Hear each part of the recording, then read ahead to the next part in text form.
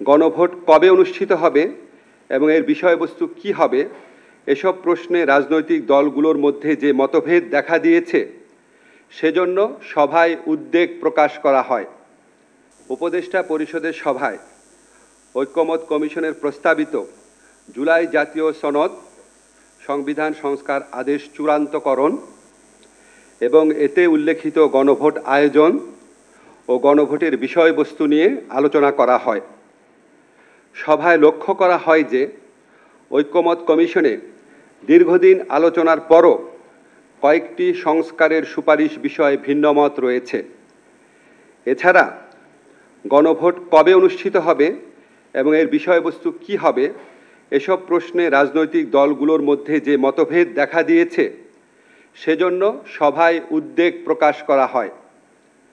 এই প্রেক্ষিতে গণভোটের সময় কখন হবে, মানে গণভোট কবে অনুষ্ঠিত হবে, গণভোটের বিষয়বস্তু কি হবে, জুলাই সনদে বর্ণিত ভিন্নমতগুলো প্রসঙ্গে কি পদক্ষেপ নেওয়া হবে তা নিয়ে ঐক্যমত কমিশনের প্রস্তাবগুলোর আলোকে জরুরি ভিত্তিতে চূড়ান্ত সিদ্ধান্ত গ্রহণ করা প্রয়োজন বলে সভা অভিমত ব্যক্ত করে। এসব ক্ষেত্রে ফ্যাসিবাদ বিরোধী আন্দোলনের দীর্ঘদিনের মিত্র রাজনৈতিক দলগুলোকে স্বীয় উদ্যোগে নিজেদের মধ্যে আলাপ আলোচনা করে সম্ভাব্য দ্রুততম সময়ে, সম্ভব হলে আগামী এক সপ্তাহের মধ্যে সরকারকে ঐক্যবদ্ধ দিক নির্দেশনা প্রদান করার আহ্বান জানানো হয়।